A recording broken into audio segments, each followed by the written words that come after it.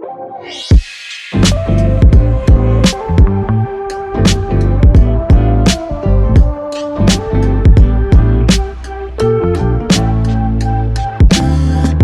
everybody. Welcome to the Soul Podcasting Podcast. Today, my guest is Jackie Pelegrin, and she is an instructional designer, author, college professor, and a podcast host with nearly 20 years of experience helping educators design more engaging and effective learning experiences. And she hosts her own podcast called Designing with Love, and she'll be talking to us about that today. She's also the author of an upcoming book called Designing with Love, the Essential Instructional Design Handbook. And she helps educators, business professionals, and lifelong learners create impactful and inspiring learning. So welcome to the show, Jackie. Thank you. I'm so happy to be on your show, Demetria. It's a pleasure. You know what? You and I have quite a bit in common in terms of education. I don't talk about it a lot on my show, but I do mention it from time to time that I have about 20 years of experience in and out of the education sphere, teaching in classrooms and also designing some curriculum. So I want to know more about your instructional design experience, and we'll talk more about how that kind of leads you into podcasting. But just share with us about how you got into instructional design. Yes, it was I became what they call sometimes the accidental instructional designer. Cami Bean has this book by that title, The Accidental Instructional Designer. So it just stumbled upon me where I got my bachelor's degree in business with an emphasis in marketing from University of Phoenix. And then I went back there, got my MBA. It's funny because, Demetria, I thought from the age of 5, I wanted to have an MBA degree. I actually told my mom that. I said, Mom, I want to get an MBA. She goes, do you know what that means? And I said, yes, that's a Master of Business Administration. She's like, goodness. Wow, you know what that is? I'm like, yes, I'm curious. How did you know that at 5 years old? That's amazing. I don't know. I wonder if I just heard it somewhere. Yeah, I might have heard it from maybe an adult or something. And I'm like, ooh, that sounds interesting. I want that. So I did that, got my master's. I thought I was going to go into market research and go that route because anything about like psychology, consumer behavior, buyer behavior has always interested me. I've always been interested in why people make decisions the way they do. And that's always been just like something I've always been interested in, but it didn't work out that way. So then I ended up in higher education working in an admissions office for Walden University. And then one day they decided we're going to offer this master's program in instructional design. And it came across our email and I clicked on it and I was like, I started reading the courses and the course descriptions and I'm like, wow, I love this. This is great. What is this all about? Mm-hmm. And so as I was reading the courses, like, okay, well, I have a master's degree. Do I really want to go back and get another one and go through another, maybe 2 years or so? Right. But and they had a certificate option and I was like, well, I could do that. But then I just felt like my that thirst was there. And I was like, I wouldn't quench the thirst. I'll just plunge in and do it all. Okay. Yeah. So then halfway through, I got my embedded certificate and it worked really well. And then they had two openings actually for a trainer and an instructional designer in the learning and development department. And I was like, oh, great. I love this. So I asked my manager, I was like, which one should I go for? Because I could kind of see myself being a trainer. I kind of have that educator mindset, but then I really wanted to do the instructional design one. That's what I was going to school for. And she's like, just think about what you want to do every day. What's your true passion? What could you see yourself, doing Monday through Friday, 8 to 5? And I was like, I want to do the instructional design work. I really want to get in there and help train the trainers and create the learning materials. So she's like, go for that. So then it gave me the job with the intention that I was going to finish my master's. So it just kind of went from there. And then I worked in corporate for a little bit. Mm-hmm. Then I ended up back in higher education, but this time doing curriculum, which is different from employee training. But it was nice to have both sets of experience because now I'm able to understand how they're different, how they're similar. So it's been really interesting to have that experience and come back to higher education because I think that's where my passion is. I love working with adults and and it's really neat because I get to do professional development at work. And so I still get a little bit of that employee learning and still get to do that. Yeah. So it's really fun. Yeah, I like I'm it. excited to hear about that. And also, just so our audience knows who may not be familiar with what instructional design is, and you said you've had the experience in both higher ed and in corporate. So, what exactly is it? And then how is it different depending on like what industry you're working in? Right. Yeah. So, yeah, it can be, it's interesting because sometimes you'll hear the term instructional design or you'll hear instructional coaching if you're in K through 12, which is pretty much the same thing. In Mhm. corporate, sometimes they'll say curriculum developer, but sometimes they separate it out. Sometimes they're kind of synonymous. But basically, what I do as instructional designer is I take a concept or an idea of, say, if for example, if it's on higher education and they want to create a program that goes through all the processes, and then we do like a needs assessment and we look and see is it what's out there and to see if it's competitive, and then we start designing the program. And I work with subject matter experts who are faculty and they're experts in the field, and we collaborate and we work together, and we take that idea and we develop it and then bring it to life, and then we develop the courses. So it's Oh, really exciting. Yeah. I love that. So, you get to see the process of going from from ideation to working and collabing with others to create the full course. So the Right. course creator in that sense. Uh, Right. how okay, well, before I ask you similarities and how it relates, tell us Right. about your podcast. And then we're gonna like combine those two questions. Combine those two. Yeah. Yes. So I started teaching about 4 years ago for Grand Canyon University. So, and I teach instructional design courses. The opportunity came along. It was kind of like who I knew at the time. And so my manager was like, "Are you still interested in teaching ID courses?" And I was like, "Yes, I would love to. I've been wanting to do it for a while." And so she's like, "Here, contact this person in College of Education." So I did that, and then that got the ball rolling. So Mhm. then when I went to school online for my master's, my second at Walden, I was like, I made a list of all these different things that I didn't have in online education. And since I teach all online courses, I was like, these are the things that I would love to have. And I would like to have more engagement and things like that. And so for my students that go to school online, it's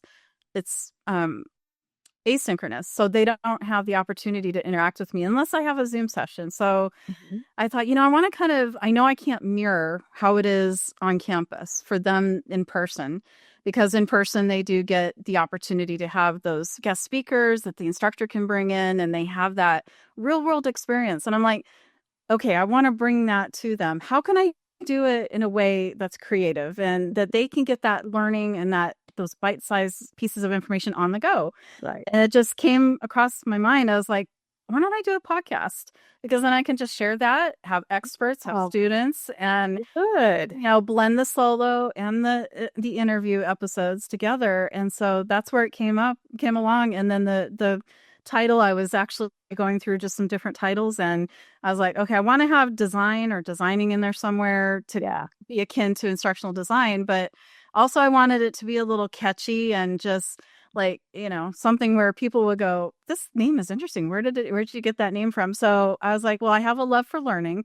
So I wanted to combine the learning and the instructional design. So just, I was writing down names, and then, I ran them across some people, and I'm like, yeah, designing with love. What do you think of that? And then I told my mom, and she's like, ooh, I like that. That's really good. I'm like, that's it. That's a perfect title. That's the name.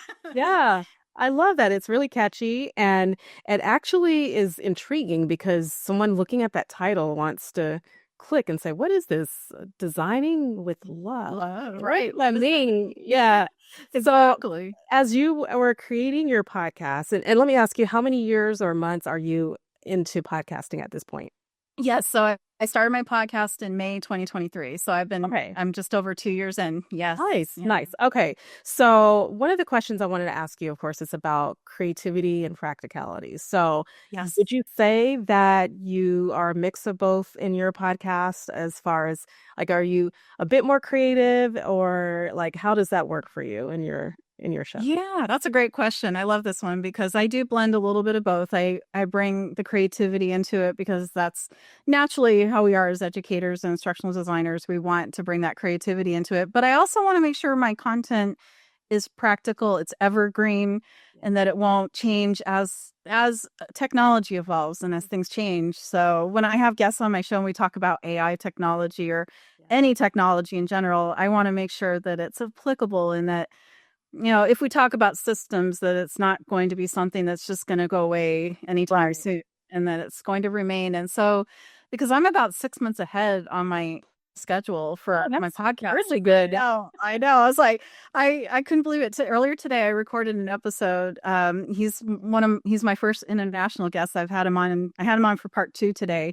He lives in Turkey. And so I said to him, I said, well, you're my first international guest. And he was, the prior episode, part 1, was episode 100 that we recorded. So I'm like, you're like amazing, the epitome of it all, right? And so he was like, oh, I'm so humbled and honored. And I'm like, yes, it's great. So he came on for part 2 today. And then at the end of the month, we're going to do part 3. And so it's really amazing to see that it's got that global reach. And so he and I really kept it evergreen, and we talked about those things. Yeah. Still talking about AI, but making sure it stays consistent. Yeah. So that's what I try to do that. Practicality, keeping it evergreen, mixed with some creativity, that makes for an awesome podcast.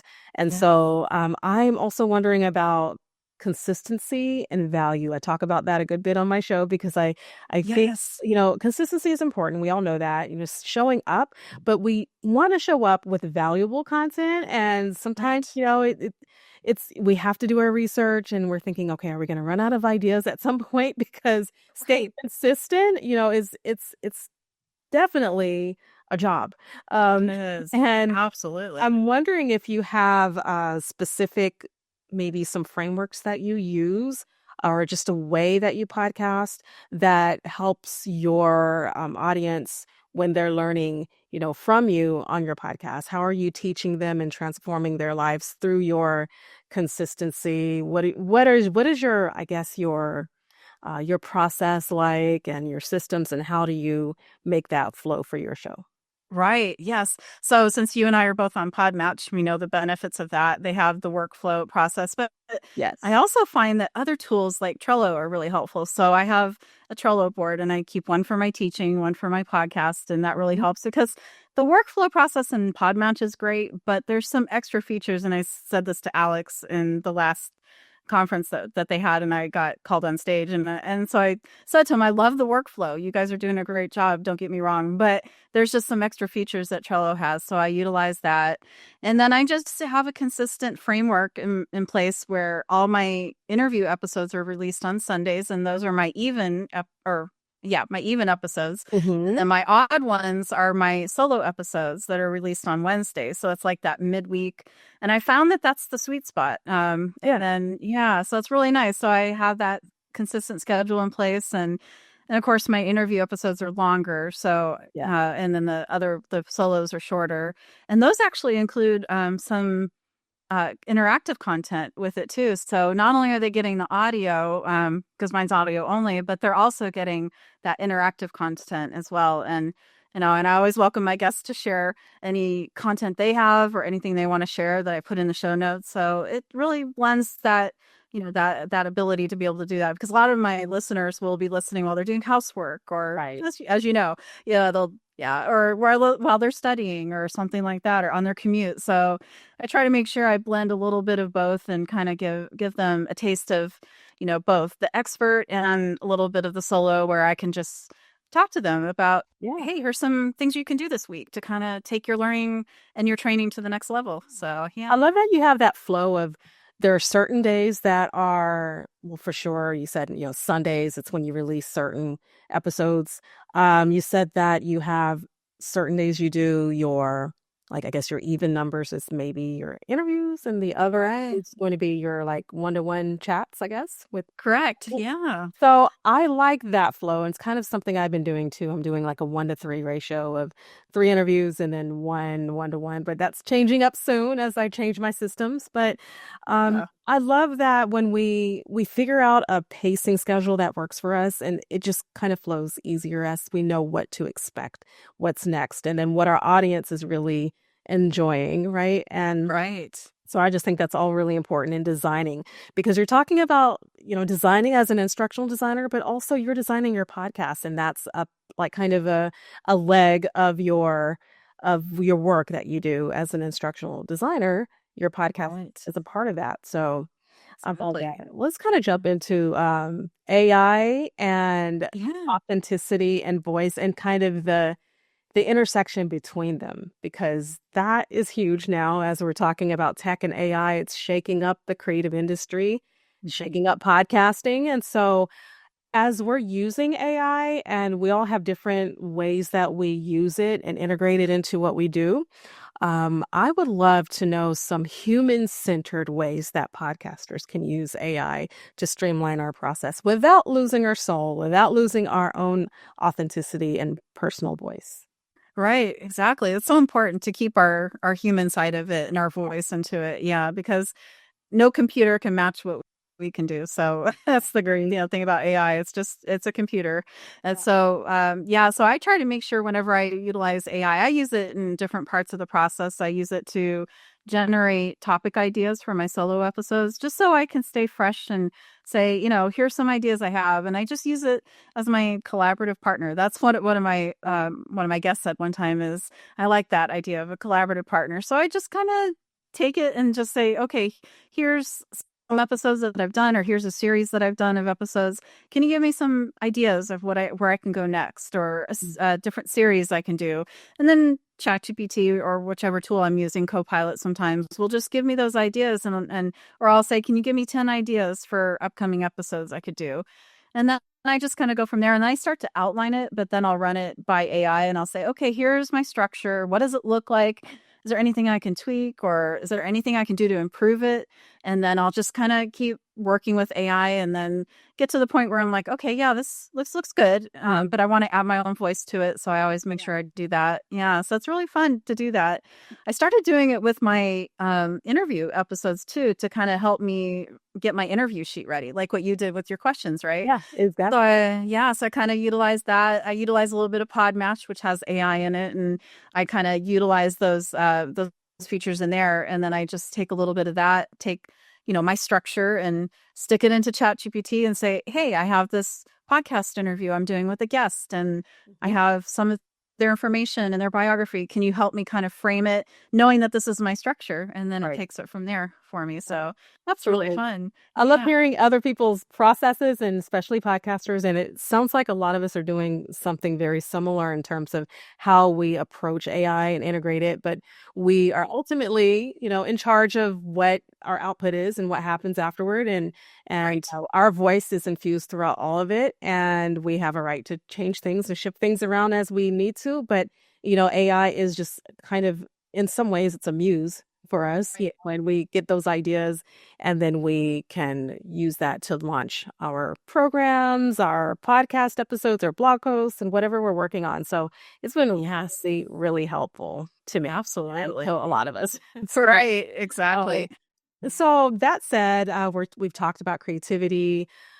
I would love to know how you sustain that without burning out. Burnout is a big thing in the entrepreneurial world. And so I know as I talk to podcasters, I'm also really zeroing in more so these days on solopreneurs because our work as entrepreneurs is it's a lot, and our podcasts are just the one leg of that, and we're doing a lot, so we don't want to burn out, and then we want to remain creative and keep our soul in the middle of all that we're doing, make sure that we're focusing on bringing our best selves to the table. And so how would you say that all of the work you do, you're an author, you're a professor, you're a designer, you're doing a lot, so Yes. how do you do that all? And how are you doing it without burning out? What are some tips you have? Sure. So I always set aside Sunday is my no-go day, where it's like I don't do the only thing I do is I just check my classroom just to make sure I don't have any messages. But other than that, I don't work. I don't do anything with the podcast. Yeah. No appointments or anything. So that's my day of rest. They say, as the Lord said, I rested on the seventh day, and I'm like, okay, I'll rest on one day, and that's Right. important for that self-care. Yes, exactly. And then just having that like we talked about earlier, that consistent schedule where what I do is on my Trello board, I work on 3 solo podcast episodes a month.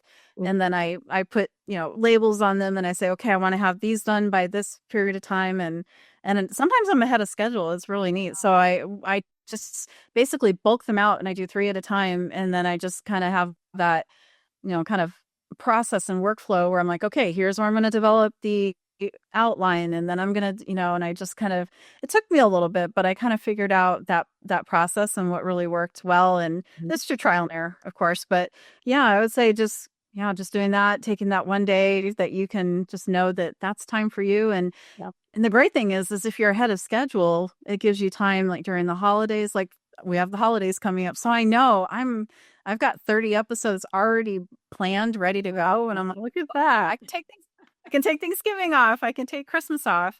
Yeah, so amazing. You're way far ahead of schedule than I am. 30. That's a good number.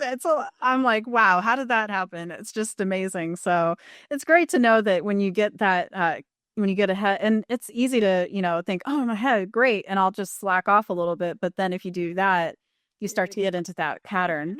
Yeah.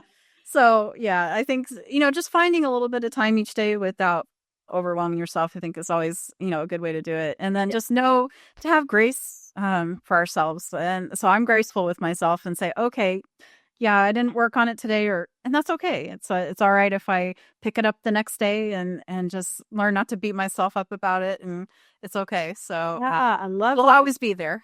giving ourselves grace. I mean, we're gonna have a bad day or a tired day, and we need to be able to have all of this work up front banked up so that we can have that rest. Right. And then also, I love that you said that one day a week that you don't do anything, no work, rest, and just let ourselves just kind of empty out. And we need that. It's like built into our systems as humans that we need that one day a week or that rest, right? And so I think it's really important that you do that. And yeah, exactly. I think one other thing I just thought of is not wanting to be perfect, because perfection for me has always been something where I'll go to record my solo episode and I'll make a mistake and I'm like, nope, got to start it over again. There was one day, Demetria, where I was recording a solo and it took me 10 takes to get it to where I wanted it to. And I was like, you know what? If I make a mistake, that's okay. And yesterday I was doing an episode with a guest, and I messed up in the beginning a little bit, but it wasn't enough to where it would cause anybody to not understand it. So I was like, whoops, I made a boo-boo. And she's like, that's okay. I'm like, yep, we all make mistakes. We didn't stop the recording and re-record it. I'm like, yeah, you know what? That's okay. It happens. it's life. And I love that you're just rolling with it. And you're like, you know what? We're not going to do this for the 18th time. We're just going to take it for what it is. Yes. And that's just the beauty of being able to give ourselves grace and to accept where we are and what's going on in the moment. I just think that's so helpful for anything we're doing in life, to give ourselves grace, because we need it. And sometimes we're harder on ourselves than anybody else. So right. Especially for those solopreneurs, right? Because we're the ones that are responsible for whatever project we're working on, or our business, or the podcast, or whatever venture we're doing, right. creative, it has our name on it, and it's like, wow, this is big. And so yeah, we tend to put a lot of pressure on ourselves, and I used to do that a lot. I used to be like, okay, I want to get this done, even with my full-time job. I'm like, okay, I'll do whatever it takes, I'll stay late. But then I thought to myself, well, you know what? My manager's not going to give me extra money, and she's not going to reward me more. Yeah, I mean, it's going to show my work is done, and she's going to praise me for it. But other than that, she may not even notice. So I think, why am I putting myself through all this? That is true. Yeah. And working from home, I know a lot of us do work from home and have that ability to be able to have a home office. So separating that work from that home life is so important, because my office is at home. And so, it's so easy to just stay. It's easy to just burn out because everything kind of blends together. Right. Yes. So I'm bringing my lunch in here, and I it's just it's that homey environment, but also I need to have my work hat on and know when there's that line that I draw and the boundaries between work and rest and play. So I'm still working on that right now, actually. Me too. I'm working on that too. I take care of my mom. She's older, and so we live together and I care for her. And sometimes she'll even remind me of that. She's like, Jackie, you've been in that office a long time. And I know, but I've been working, and I was grading for my class and working on the podcast. So I'm wondering too if I need to limit how much I do a day and be like, okay, I have to work every day. That's a given in my full-time job. But then, I know I need to check my class every day. But then maybe what I need to do is limit myself to how much I'm doing with the podcast. And the book is pretty much done. I've got the manuscript pretty much done. I just want to go through it again, stuff like that. Yeah, so that part's pretty much done. But yeah, I just want to make sure that, with the podcasting that I don't do too much. And I'm like, yeah, I probably can't do 3 outlines in one night. So Right. I have to be realistic. And so I think that's important for us too, is Thank you for being transparent with us and sharing that, because that just helps us to see, like, I love the title, Designing with Love. So we're designing, but also we are designing by loving ourselves, right? Yeah. So I was thinking of that and how that plays a part in it. Designing loving ourselves as well. But one thing I wanted to ask you about is, before we end, I wanted to see what one of your favorite episodes on your podcast is. Oh, that's a good question. Oh, because I've got 63 is coming out tomorrow. Oh, okay. You've had a lot. I'm like, which is my favorite one? I would say probably I did one recently, and it was about SME. It was about subject matter experts, and it was called the SME Connection, and it's a roadmap. And so what I did was actually I took Copilot, or was it ChatGPT? Yes, ChatGPT, and I had the outline, and I was like, how can I make this kind of fun and engaging so that maybe like a theme or something? So well, why don't you do like a road trip type of design? And I was like, ooh, I really like that. So it had like stop number 1, so each element was a different stop, and then it had like a glove box, kind of like a glove box guide. And I was like, ooh, I love that. So I took that, and then I created my little thing in Canva for it, and it was an infographic, and I was like, and it had that road kind of feel to it. And oh wow, a little mile markers. So it was mile marker one. Oh, that's what it was. It was mile markers. So yeah, it was really fun, and I was like, ooh, this is great. I love this one. Okay, well, I have to go listen to that episode. I'd have to go listen to it. So you'll have to give me I'll have to give you the link. Yeah, because I'm not sure if it's out yet, but I'll definitely give you the link to it. Yeah, so I can listen to it. Oh, awesome. That's awesome. All right. Well, Jackie, you have been so inspiring today, and it's been a joy talking with you. I would love for you to tell us how our listeners can reach you and how they can tune in to your podcast, Designing with Love. You also have a book coming up, so that too. Yeah. So hopefully that'll be out soon. So they can find me on my website, which is designingwithloveblog.com. There they can listen to all the episodes, and I have a blog part of that too, so they can see the companion blog. And I'm also on Buy Me a Coffee. So if they want to support the work, they can certainly do that. I have different supporting tiers that are available where you can get a little extra perks and stuff like that. And I'm actively on LinkedIn with other professionals, so they can always connect with me there. And then, for the podcast, it's on every major platform. And so if they want to look through Apple Podcasts or wherever they listen to Spotify or anything like that. So yeah, and then hopefully the book, it'll be coming out. I depends on how soon I can get a publisher, but I'm going to start reaching out to educational publishers soon, maybe like McGraw-Hill. I've been actually asking Copilot, it's like, how should I go about doing this, and what publisher should I reach out to? So AI's been really helpful with that to kind of, help me to understand the process before I even get there. So it's been really a confidence builder for me. I love that. That's a vouch for using AI, integrating it into our everyday procedures and our workflows. So very encouraging stuff here. Thank you so much for sharing with us about Designing with Love. We will be listening to your podcast, and I appreciate your being on the show, Jackie. Thank you so much, Demetria. And I love the name of your podcast too, Soul Podcasting. I love it. It's great. It speaks to the heart, actually. Yes. Thank you so much.